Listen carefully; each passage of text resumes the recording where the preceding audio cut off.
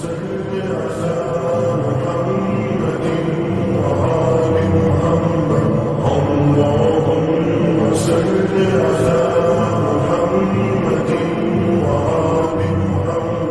علیکم ورحمۃ اللہ وبرکاتہ۔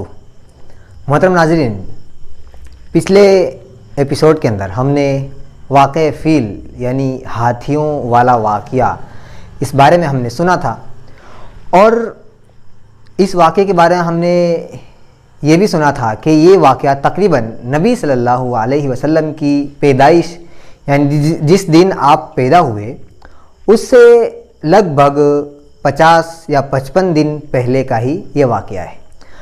اب ایک اور پوائنٹ جو ہماری پچھلی ویڈیو کے اندر گزرا تھا کہ عبد المطلب جنہوں نے یہ نظر مانی تھی، جس وقت یہ زمزم کے کنویں کی کھدائی کر رہے تھے، اس وقت جب لوگوں نے اس بات کے اندر دخل اندازی اور ڈسٹرب انہیں کیا تھا کہ ہم بھی آپ کے ساتھ تھا، وہ اس طرح کہ ہم بھی آپ کے ساتھ زمزم کے جو کنواں ہے اس کنویں کی ہم کھدائی کریں گے، لہٰذا اس وقت عبد المطلب نے یہ نظر مانی تھی کہ اگر اللہ رب العالمین نے مجھے 10 لڑکے دیے اور وہ لڑکے ڈیفینس کرنے کے اور بچاؤ کرنے کے لائق ہو گئے تو میں ان میں سے ایک کو قربان کر دوں۔ عبد المطلب کے 10 بچے ہو چکے تھے، اور 10 بچے اب وہ نظر یہاں پر وہ نظر جو مانی تھی اس نظر کا کام ہونا تھا۔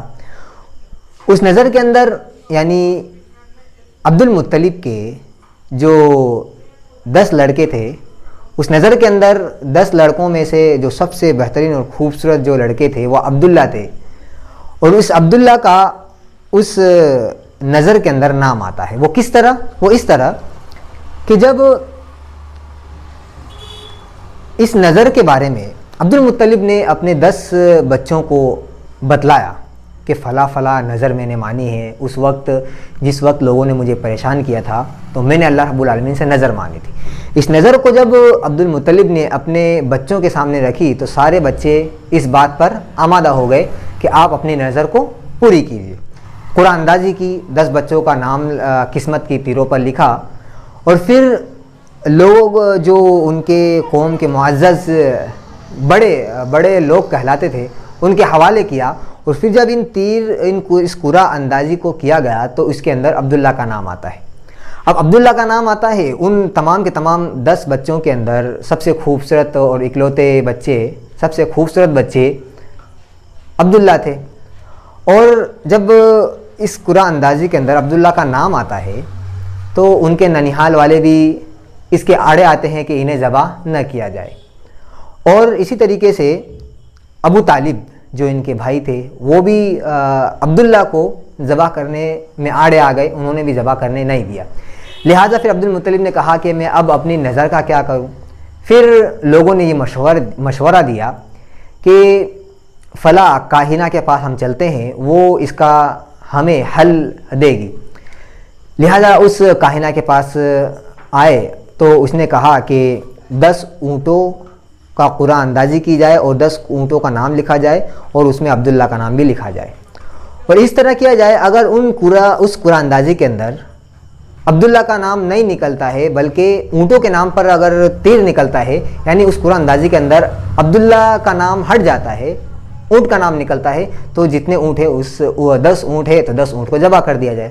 لیکن اگر پھر بھی عبداللہ کا نام نکلتا ہے تو 10 اونٹ بڑھاتے جائے۔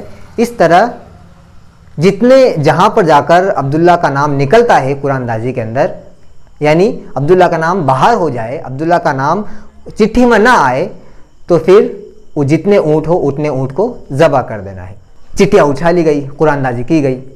عبداللہ جو کہ 10 اونٹ کے نام کے ساتھ ان کا بھی نام تھا، چٹھیاں اچھالی گئی تو عبداللہ کا نام آیا، پھر 10 اونٹ بڑھائے گئے، پھر ان کا نام آیا، پھر 10 اونٹ بڑھائے گئے، یہاں تک کہ 100 اونٹوں کی تعداد ہو گئی، گنتی اونٹوں کی 100 تک پہنچ چکی، اور پھر 100 پہنچنے کے بعد پھر عبداللہ کا نام نہیں نکلتا ہے، قرآن اندازی کے اندر اونٹ کا نام نکلتا ہے۔ اب اونٹوں کی عبداللہ جو ہے ذبح ہونے سے بچ گئے، اور ان کے بدلے کے اندر 100 اونٹ ذبح کیے گئے، اور 100 اونٹوں کو ذبح کرنے کے بعد عام اسی حالت کے اندر چھوڑ دیا گیا. کسی درندہ ہو، کوئی انسان ہو، کسی کو کوئی روک ٹوک نہیں کی گئی، جو جی چاہتا وہ اس میں سے کھا لیتا تھا. اور اس طرح سے عبداللہ ذبیح کہلائے. عبدالمطلب نے اپنے بیٹے عبداللہ کی شادی آمنہ سے کرائی، جو بہت ہی پاک دامن تھی، نیک کار تھی. اور پھر تھوڑے ہی دن ہوئے تھے کہ ان کے والد نے یعنی عبدالمطلب نے عبداللہ کو کھجور لینے کے لیے مدینہ بھیجا. اور بعض اہل سیر کہتے ہیں کہ انہیں شام بھیجا تھا، وہ شام کے قافلے کے ساتھ گئے تھے تجارت کے لیے، اور پھر وہاں سے آتے ہیں تو ان کی طبیعت خراب ہو جاتی ہے. اور جب طبیعت خراب ہوتی ہے تو پھر تھوڑے ہی دنوں میں ان کا انتقال ہو جاتا ہے. اس وقت عبداللہ کی عمر 25 برس کی تھی. چنانچہ آج ہم نے عبداللہ کے بارے میں مختصر واقعہ سنا، جو دلچسپ واقعہ ہے.